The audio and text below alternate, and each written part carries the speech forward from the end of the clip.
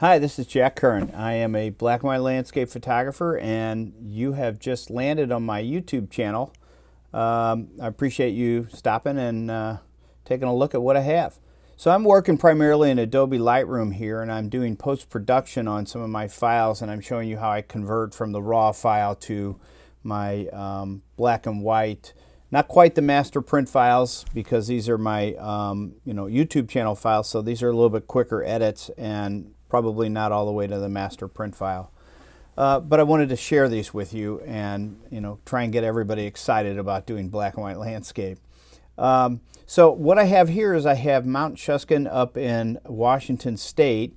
I was actually standing here for probably in the vicinity of 2.5 to 3 hours just waiting for these clouds to kind of blow through. Eventually they did blow through.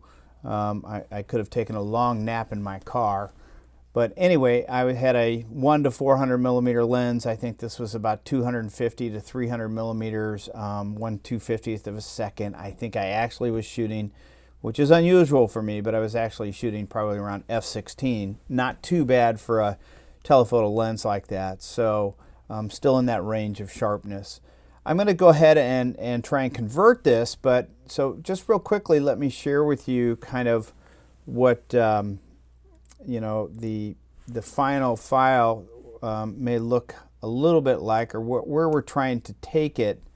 It's taken a second to process this other image over here, but you can see the raw file on the left is very open, flat. The light blue sky is kind of in the same range as the medium gray clouds as far as getting ready to do a conversion. I can try and use some of the sliders to see if I can get the blue to go a little darker. You have to be very careful about noise when you do that. But overall we're going to try and get it to go dark like this. So I will take a look at that and see what I can kind of come up with. Alright, so let's go right into the develop module. Let me go ahead and hit the tab bar, I hit develop. I've closed this left side so I have a little bit more room. You'll notice the histogram up here, which I'm a visual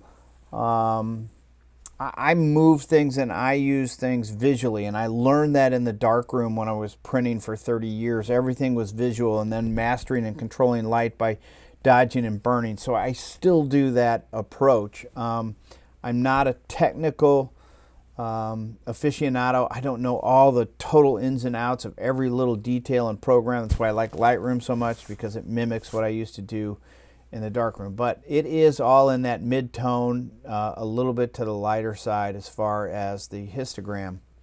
I can click some of the things here and you probably won't see any of the highlights or the shadows blown out. There's enough detail in the highlights and enough detail in the shadows here because it's a very almost what I would say flat monotone image.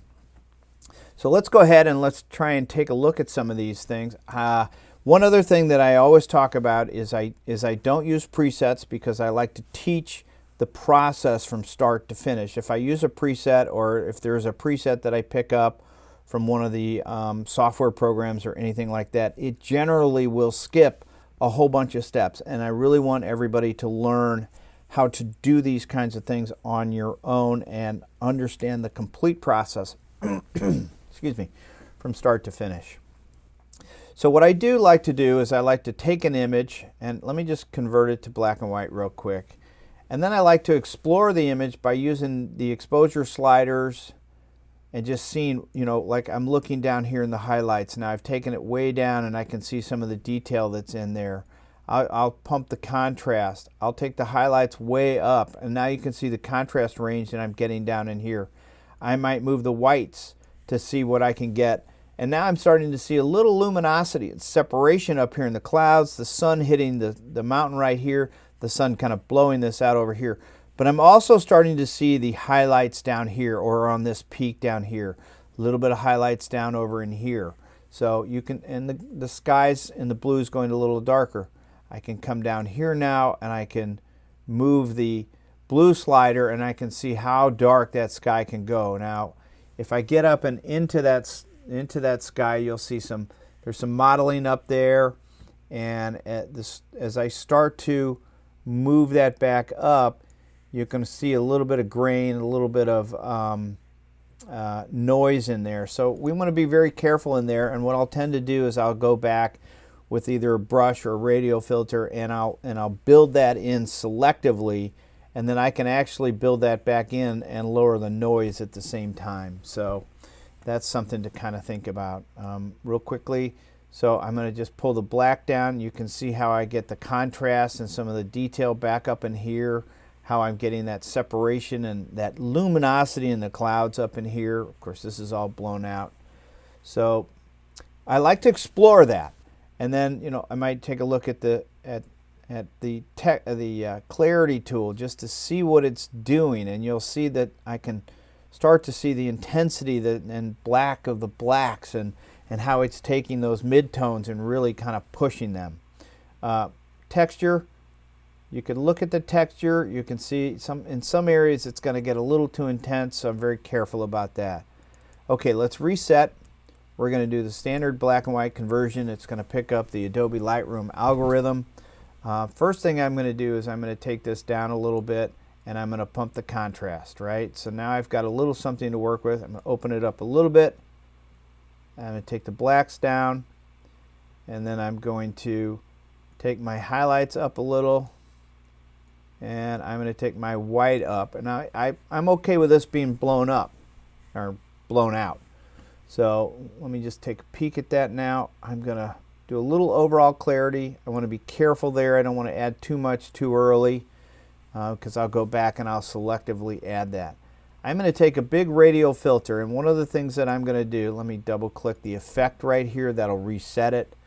And I'm going to go in here, maybe just a little bigger. I'm going to do it like this, and I'm actually going to turn it so that the light is a little bit more directional from the upper right. And then I'm going to hit the arrow that's in the invert box. That means I get, if I just hover over this, you'll be able to see the way the filter is going to work, and that is to the outside. If I click it here, you'll see that it's going to work more on the inside, and the outside is less affected. So I'm going to click that arrow, and I have the feather up around 83. I really like to use a high feather because I like it to be a smooth gradation. I like it to really make a nice smooth moves. So now I'm going to pull it down, and you can see immediately that my sky is getting darker. I'm not worried about these clouds over here or up here or down here, because I'm going to go back and I'm going to selectively move those, right? But now I've already added a little bit of drama. There's some areas right up in here. I'm going to do a new radial filter. I'm going to double click effect. I'm going to open up my exposure to bring back some of what I just lost, and I'm going to go right up over in here. Let me double click that and just bring some of that back. I'm going to bring some of the white back, and I'm going to do the same thing down here. Double click this. Just bring the exposure back, and you can see there's some luminosity down there. I might just, while I'm here, pump the contrast, play with the white, highlights, maybe take the black down. Now I've got some nice luminosity down there, and I might not have to do a lot of brush work. Okay, my sky is kind of, you know, getting me the black that I want, but I'm going to do one more radial filter, and I'm just going to take it up here. I'm going to double click it. It's a little too big, a little smaller. I just want to work these clouds right here. Spread it a little so that they'll pop off against the shadow of the sky. Now I'm going to take a pretty good, I'm going to double click effect. I've hit the adjustment brush, and I'm going to take the exposure down a little bit, and I'm going to take my shadows down. My flow is really low, well, below midway. It's around 40 and 45, and the reason for that is I want to go in here and just work these shadows, right? Because I want the sky to go a little darker. And you'll notice down here that the auto mask brush is set, so that helps me control how much will overflow onto a different density of another piece of the image. So I can make it a little darker. Now I can go and just hit my exposure tool, and if I have a couple areas that are a little, still need a little adjustment, I'll do that. I'm going to go back real quick, double click effect. I've got a new adjustment brush now, and I'm going to take my exposure up and my highlights up, and I'm going to go and just paint this cloud back, and then I'll move my exposure up just a little. I'm going to paint down here and bring this cloud out, and you can see a little bit of the mountain range right back here from the mountain range that's behind it. So I just want to bring a little light onto that, right? So it's catching a little light. I'm going to do a new one, double click effect, exposure up a little, highlight up a little, and I'm just going to paint in up at the top of this ridge line to get the white a little brighter. You can see that getting a little brighter, so the sun is popping on it. Do the same. Oop, a little too much. I might have to do a new brush there and take it up just a little bit, maybe a little smaller, and just start picking up some of these highlights down in here, just the edges. Didn't like that one. Command Z, fix that one. A little highlight there. Bring that highlight up just a little. So let me take a little hit right down in here and see what happens there. I'm going to take a little radial filter now, double click effect, fix that, and I want to look right at this and see what happens if I just play with contrast here first, then clarity, and you can see the shadows on those edges of the snowbanks are really starting to pop. Now I'm going to take the highlight up just a little. That'll give me a little brightness. Now that gives me the sun that was going through behind the cloud and hitting this over here. So that looks pretty nice. The other thing I'm going to do is I'm going to come down here and just take this exposure, double click effect, and I'm just going to lower the exposure along the bottom edge just to give the cloud, the photo a little base, and so the eye doesn't travel off the scene there or out of frame. And I'm going to go back to my brush tool now, and I'm going to give my exposure a little bit more. I'm going to take this up. These clouds are still not really kind of coming to life over here yet. I can just see there's a change in density down here. There's a little change in density right here. So I want to get those to pop. And now I'm going to make my brush a little bit smaller, and I'm going to go right along this ridge line up here.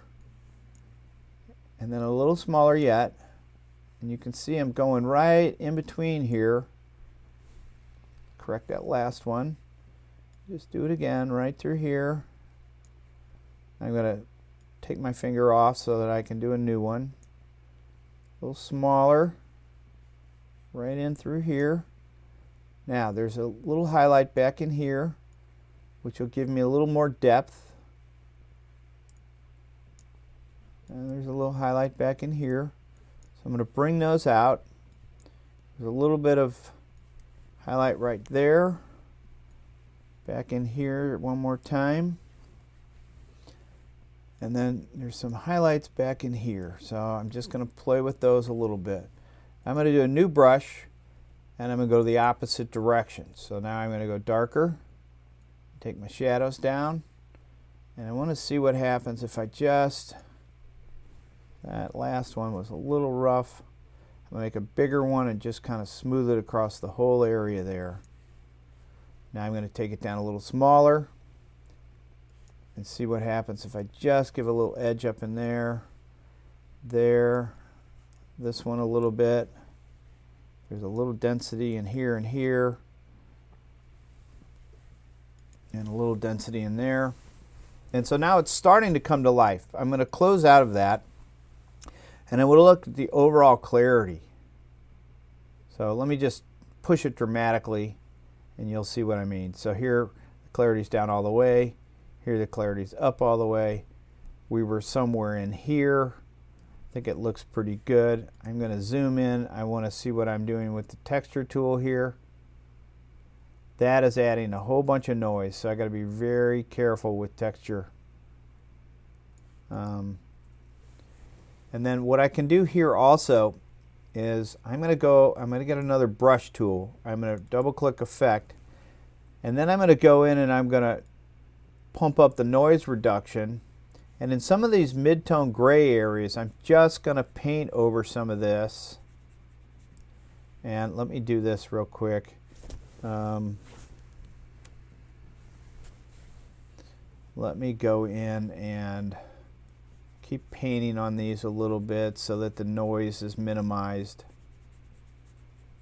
You know, they're soft clouds anyhow, so you want to be careful that they don't add a lot of I'm going to zoom in here, give it a second to kind of catch up and see what's going on. Okay, there's still some noise in there, so I could go in and I could do another brush and take clarity down, and go ahead and take the clarity down like this. I could take dehaze down just a little, leave my noise up. And then let me just see, yeah, that's starting to soften it a little. I probably don't want to do the dehaze, but that's starting to soften it. So before I make a final print, I might go in and look for those kind of little subtle things to go in and really kind of rework and see if I can get them into a spot where they're a little bit better than they don't show up grain on the print. Okay, let's go back. I'm going to do a little quick overall here down here as far as the tone curve is concerned as well. So I just want to look at the lights. Those are going to be the intense. This is kind of the overall. What happens if I make them a little bit darker? Let me look at the shadows. That's a little too much. It's starting to take the edges away up in here. I'm going to hit this with just a little bit of, just open that up. I'm going to double click that. Now I'm going to open it up with the exposure a little bit down there. I think that there's this piece of light down here, and I think that's actually really nice. I'm going to get another radial. And I just want to kind of make sure that that peak down here is popping like that. Right, so that's popping in there now, and it's got these clouds. Didn't notice my clarity and dehaze were down, so I'm just gonna pop that a little. I get a brush, double click effect, open it up a little, make it a little smaller there, and just pick up those clouds right down there where that light's hitting some of this in here, right? So, okay. So that's not horrible right now. I've got a little bit of depth in here. One thing I am noticing, I might take a quick radial here. I think I probably over painted this a little. Let me just see what I've got going on here. Yeah, I might have over painted that a little. So I'm just going to take a radial here real quick, and because this looks a little funny in here. I'm going to double click this, and I wonder what happens if I just, let me try this. I think this is the one I over painted a little. So I'm going to go down here, I'm going to grab the erase tool, and I just want to see what happens if I erase a little bit in there. Didn't do much. So I'm going to go new. I've got my exposure up. I just want to blend this a little bit. It's just a little too much, right? Just a little unnatural in there. Let me bring this out a little, separate that. Okay. Close.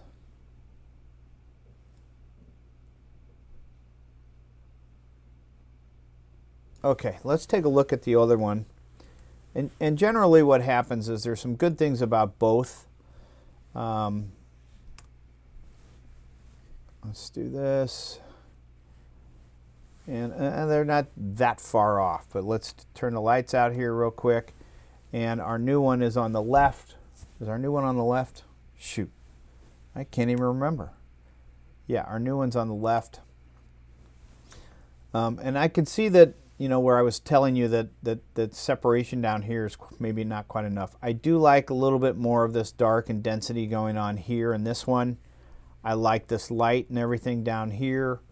I think the separation in the clouds is good over here. I think the peak that's in this little band of sunlight down here is better on the new one. I do like the separation on the clouds here. I've got a little bit darker mountain here. I might be able to take that a little brighter. But overall, that's not too bad for kind of a quick post-production edit. And you know, sometimes I'll go back and I'll look at the mask on there, and I'll take the erase tool and I'll refine things as I go. But you know, and I'll walk away from this and I'll come back later and really refine it and see if I can't get it to a master print file. So I hope that helps. I hope you enjoyed the tutorial, and keep coming back. Appreciate it. Have a great day.